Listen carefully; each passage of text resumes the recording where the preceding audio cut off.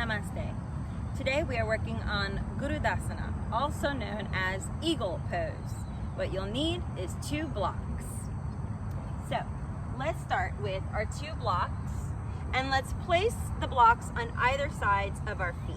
Now this pose is a balancing pose and can be really challenging. This pose is intended to help with supporting of the knee joints and the ankle joints, as well as through the shoulder girdle, as well as your elbows. It's a very powerful pose. It also works out the entire body as it is an extremely dynamic muscular pose. So we'll start with the modification first. What you'd want to do is begin on I typically begin on my right foot, but you can begin on any foot that you want. And so once I'm on my right foot, I'll bend my knee slightly with my hands on my hips. Take the left knee and lift it and cross it over, place it on a block. Standing here, this balance alone is fine. If you want to bend your knee more, kind of like you're sitting in like a lady, you can do that, or even place a chair underneath you with this block under your foot, and you're already halfway into the pose.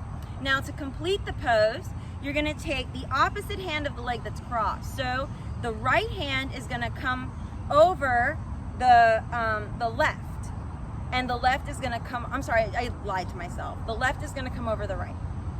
Hug yourself here. Now if this is unattainable, then you're going to want to reach for opposite elbows or opposite wrists and sit here for about 5 breaths. You could also use the wall and hold the wall, or crisscross the hands and press your hands into the wall. So you have some options.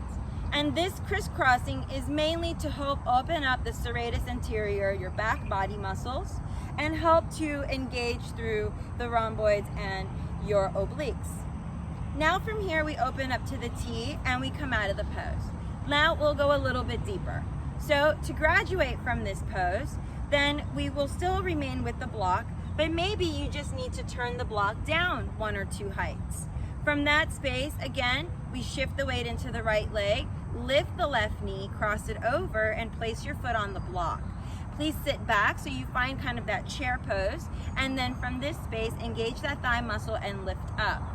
Arms out to a T, and we're gonna take that cross, so we're gonna take the right under the left, hug yourself here, and your elbows might be parallel to one another.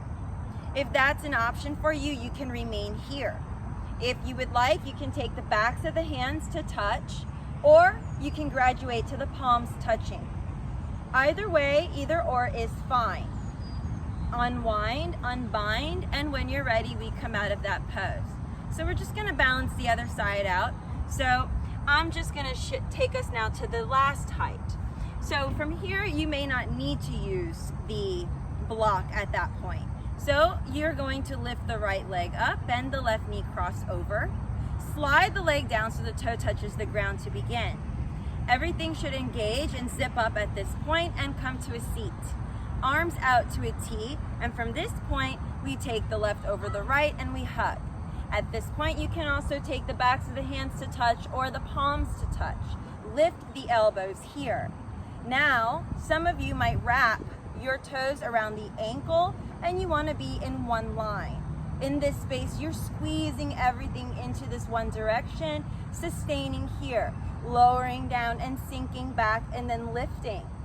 The next option is to take this forward and begin to come into a fold, reaching yourself forward, squeezing everything into one line. Ultimately, this will transition into other variations and transitions of practice. You'll inhale to return back up, conscious breathing, and then release yourself out of the bind and release your foot down. Shake everything out to proceed to the other side. I hope this helps you, and if you have any questions, please let me know, comment, and send me an email. Namaste.